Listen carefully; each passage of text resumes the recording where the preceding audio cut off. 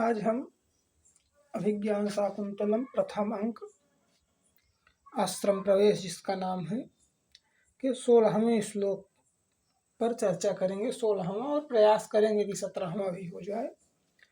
तो पहले 15वें तक पाठ हो जाए, उसके बाद 16वें पर विस्तार से चर्चा होगी। तो देखते हैं।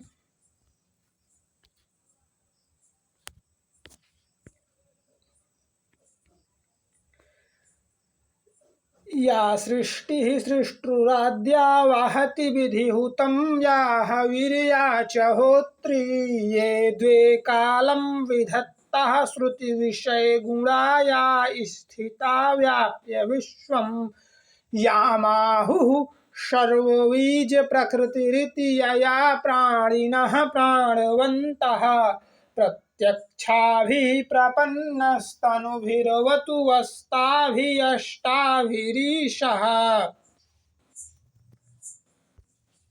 आपरितोषद्विदुषां न साधु मन्ये प्रयोगविज्ञानं बलवदपि शिक्षितानाम् आत्मन्यप्रत्ययं चेतः सुभगसलिलावगाः पाटलसंसर्गसुरभिवनवाताः प्रच्छाय सुलभनिद्राः दिवसाः परिणामरमणीयाः ईषच्चुम्बितानि भ्रमरैः सुकुमारकेशरशिखानि अवतांसयन्ति दयमानः प्रमदः शिरीषकुसुमानि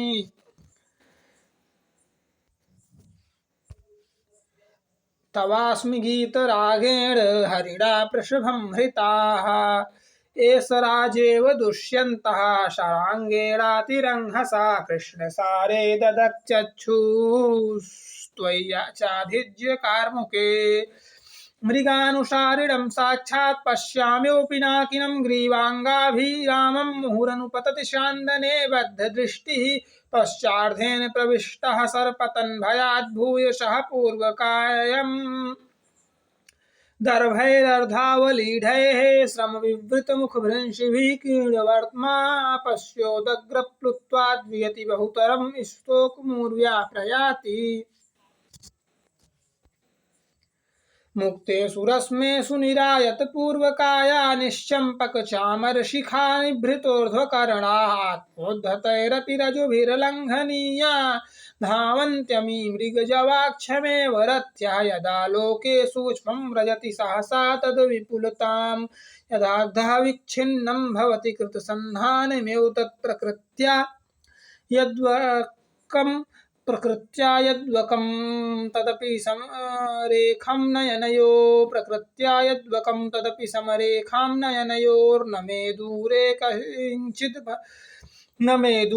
किञ्चित् क्षणमपि नापाशर्वे रथजवात् यदा लोके सूक्ष्मं व्रजति सहसा तद्विपुलतां यदार्धः विच्छिन्नं भवति कृतसन्धानमेव तत्प्रकृत्या यद्वकं तदपि समरेखं नयनयोर्न मे दूरे किञ्चित् क्षणमपि नापाशर्वे रथजवात् ना खलु बाणः सन्निपात्योऽयमस्मिन् मृदूनि मृगशरीरे तुलरासाविवाग्निः क्वाबत हरिणकानां जीवितं चातिलोलं क्वाचा निशितनिपाता वज्रसारः सरास्ते तत्साधुकृतसन्धानं प्रतिसंहारसायकम् आर्तत्राणाय वः शस्त्रं नाप्रहर्तुमनागसि जन्म यस्य पुरोर्वंशे युक्तरूपमिदं तव पुत्रमेवाङ्गुरोपेतं चक्रवर्तिनमाप्नुहि रम्यास्तपोधनानां प्रतिहतविघ्ना क्रिया समलोक्य ज्ञास्यसि कियद्भुजो मे रक्षति मौर्वीकृणाङ्क इति नीवारः सुखगर्भकोटरमुखभ्रष्टास्तरुणामधाः प्रस्निग्धाः क्वचिदिङ्गुदीफलाभिदः सूच्यन्त एवोपलाः विश्वासोपगमात् भिन्नगतयः शब्दं सहन्ते मृगाः स्तोया आधारपथाश्च वल्कलशिखा निश्येन्दरेखाङ्किताः कुल्याम्भोभिः पवनचपलय शाखिनो धौतमूला भिन्नो रागः रुचाम् आज्य धूमोद्गमेन एते च अर्वाक् उपवनभुविं छिन्नदर्भाङ्कुरायां नष्टाशङ्का हरिणशिशवो मंद मंदम चरन्ति। 16वां श्लोक जिसे हमें आज पढ़ना है। शान्तमिदमाश्रमपदं स्फुरति च बाहुः कुतः फलमिहास्य। शान्तम इदम आश्रमपदम स्फुरति च बाहुः कुतः फलम इहास्य। ठीक। अथवा भवितव्यानां द्वाराणि भवन्ति सर्वत्र। एक बार दोहरा लिया जाए।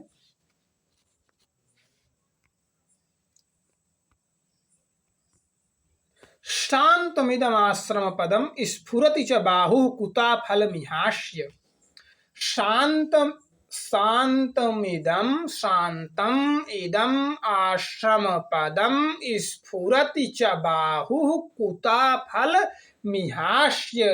शान्तमिदमाश्रमपदं स्फुरति च बाहुः कुतः फलमिहास्य। अथवा भवितव्यानां द्वाराणि भवति सर्वत्र। शान्तमिदमाश्रमपदं स्फुरति च बाहुः कुतः फलमिहास्य। अथवा भवितव्यानां द्वाराणि भवन्ति सर्वत्र। शान्तम इदम आश्रमपदं स्फुरति च बाहुः कुतः फलमिहास्य। अथवा भवितव्यानां द्वाराणि भवन्ति सर्वत्र। शान्तम इदम आश्रमपदं स्फुरति च बाहुः कुतः फलमिहास्य। अथवा भवितव्यानां द्वाराणि भवन्ति सर्वत्र। इस श्लोक में राजा आश्रम के एकदम द्वार पर पहुंच गए हैं। ठीक। जब प्रवेश कर रहे हैं आश्रम के अंदर राजा दुष्यंत, तो उनकी भुजा फड़क रही है। कौन सी भुजा फड़क रही है? दाहिनी भुजा। हमारे यहाँ ज्योतिष शास्त्र में ऐसा माना जाता है, कहा जाता है कि पुरुषों की दाहिनी भुजा फड़कना अत्यंत शुभ होता है और महिलाओं की बाईं भुजा फड़कना अत्यंत शुभ होता है। तुलसीदास जी भी लिखते हैं रामायण में, वो जब सीता जी वाले प्रसंग में, जब सीता जी गौरी जी का पूजन करके जाने लगती हैं तो उसमें है सही क्या है, पूरी चौपाई नहीं है, तो अंतिम में है वाम अंग फरकन लगे। तो वहां भी है, वहां सीता जी का बायां अंग फड़क रहा है, वो शुभ संकेत दे रहा है। और यहाँ चूंकि राजा है तो इनका दाहिना अंग फड़क रहा है, ये शुभ संकेत दे रहा है। तो राजा कह रहे हैं शांतम इदम आश्रम पदम स्फुरति च बाहुः कुतः फलमिहास्य। यह आश्रम तो शांत है, यह आश्रम स्थान शांत है, और क्या हो रहा है? स्फुरति च बाहुः कुतः फलमिहास्य। और मेरी भुजा फड़क रही है, मेरी दाहिनी भुजा फड़क रही है। यहाँ पर इसकी सफलता कहाँ? कुतः फलम इहास्य। कुतः माने कहाँ, फलम माने फल, इसका फल, इहा माने यहाँ, अश्य माने इसका, मतलब यहाँ पर इसका फल कहाँ? क्योंकि यहाँ पे जो अर्थ लिया गया है, जब दाहिना अंग फड़कता है तो इसका अर्थ है राजा के हिसाब से कि अब सुंदर स्त्री प्राप्त होने वाली है। ठीक। लेकिन राजा कह रहे हैं कि अभी शांत आश्रम में हम तो ऋषियों के पास आए हैं, यहाँ हमें सुंदर स्त्री कहाँ मिल सकती है? शांतम इदम आश्रम पदम स्फुरति च बाहुः कुतः फलमिहास्य। अर्थात इसका यहाँ पर कहाँ फल हो सकता है। आगे राजा ही विचार कर रहे हैं, राजा ही अपने मन में विचार कर रहे हैं। इसके पहले वाली लाइन भी कि शांतम इदमाश्रम स्फुरति च बाहु, राजा की भुजा फड़क रही है तो राजा विचार कर रहे हैं मन में कि यहाँ इसका फल कहाँ, अथवा भवितव्यानाम द्वाराणि भवन्ति सर्वत्र। ठीक, आगे कह रहे हैं कि हो सकता है, होनी बलवान होती है, जो होना होता है, जो भावी है, जो होनहार है, वो सभी स्थानों पे सभी जगहों पर अपना द्वार अपना मार्ग खोज लेती है। तो हो सकता है, अथवा ये भी हो सकता है, इसका फल यहाँ कहाँ, एक बार ये सोच रहे हैं, उसके बाद ये सोच रहे हैं कि नहीं, हो सकता है कि होनी बलवान है, होनहार घटनाओं के सभी स्थानों पर द्वार और मार्ग निकल आते हैं। हो सकता है कि मार्ग निकल आए, कहीं हो सकता है कि ऐसा कुछ हो जाए, कोई मिल ही जाए। ठीक, आप लोग उम्मीद करता हूँ ये वाला श्लोक समझ गए होंगे। अगले श्लोक पे चलते हैं। एक बार श्लोक का अर्थ समझा हुआ पाठ करने में ज्यादा आनंद आता है, कर लीजिए। शांतम इदमाश्रम पदम स्फुरति च बाहुः कुता फलमिहास्य अथवा भवितव्यानां द्वाराणि भवन्ति सर्वत्र। अर्थ और ये भावार्थ सब कुछ दिया है, आप लोग चाहे तो इससे पढ़ के भी देख सकते हैं। अब चलते हैं हम अगले श्लोक पर। इसमें क्या है कि अब राजा अंदर पहुंच रहे हैं। शकुंतला और सखियां, पिछले वाले श्लोक में आर्या छंद था, हम भूल गए बताने को। हाँ, इसमें आर्या छंद है, आर्या छंद में ये श्लोक निबद्ध है। छंद याद करना बहुत आवश्यक है। आर्या छंद है, यहाँ पे जानते रहिए। ठीक, यहाँ आर्या छंद है और आगे वाले में चलते हैं 17वें में। तो अब राजा अंदर पहुंच गए हैं आश्रम के, देख रहे हैं सखियों के साथ शकुंतला भी है और उनकी बातों को सुन रहे हैं। और शकुंतला के रूप को देखकर राजा मोहित हो जाते हैं। राजा को शकुंतला का रूप अच्छा लगता है। शकुंतला के विषय में क्या सोच रहे हैं, क्योंकि ये नाटक है तो जो सोचेंगे उसे कहलवाना भी पड़ेगा नाटक में। तो यदि मंचन किया जाएगा तो राजा इसे बोलेंगे। ठीक, इन श्लोकों को बोलेंगे, लेकिन इसका कोई श्रोता वहां पर प्राप्त नहीं रहेगा। ठीक, तो इसीलिए ये कहना कि सोच रहे हैं बार बार बहुत नाटक में जरूरी नहीं है, क्योंकि सोच तो रहे हैं लेकिन नाटक है तो मंचन करते समय कहलवाना पड़ेगा राजा के मुख से। ठीक, जैसे सीरियल इत्यादि में क्या सोच रहा है नायक, इससे ऐसा दिखाया जाता है कि सोच रहा है, आप समझ जाएंगे ये सोच रहा है, लेकिन कहलवाया जाता है उसके मुख से। तो वही बातें हैं। तो राजा आगे कह रहे हैं कि शुद्धांतर दुर्लभमिदम वपुराश्रमवासिनो यदि जनस्य दूरीकृतः खलु गुणैर उद्यान लता वनलताभिः। शुद्धांतर दुर्लभम, शुद्धांतर दुर्लभम इदम, शुद्धांतर दुर्लभम इतम, शुद्धांतर दुर्लभम इदम, शुद्धांतर दुर्लभम इतम, शुद्धांतर दुर्लभम इदम, शुद्धांतर दुर्लभम इदम वपुराश्रमवासिनो यदि जनस्य, शुद्धांत दुर्लभम इदम वपुराश्रमवासिनो जनस्य, शुद्धांत दुर्लभ इदम, शुद्धांत दुर्लभ इदम, शुद्धांत दुर्लभ इदम वपुराश्रमवासिनो यदि जनस्य, शुद्धांत दुर्लभम इदम वपुराश्रमवासिनो यदि जनस्य। मेरे साथ दोहराइए संभव हो सके तो। शुद्धांत दुर्लभम इदम वपुराश्रम वासिनो यदि जनस्य दूरीकृताः खलु गुणैरुद्यानलतावनलताभिः दूरीकृताः खलु गुणैरुद्यानलता वनलताभिः शुद्धान्तरदुर्लभम् इदं वपुराश्रमवासिनो यदि जनस्य दूरीकृताः खलु गुणैरुद्यानलतावनलताभिः शुद्धान्तदुर्लभमिदं वपुराश्रमवासिनो यदि जनस्य दूरीकृताः खलु गुणैरुद्यानलतावनलताभिः शुद्धान्तदुर्लभमिदं वपुराश्रमवासिनो यदि जनस्य दूरीकृताः खलु गुणैरुद्यानलतावनलताभिः शुद्धान्तदुर्लभमिदं वपुराश्रमवासिनो यदि जनस्य दूरीकृताः खलु गुणैरुद्यानलतावनलताभिः।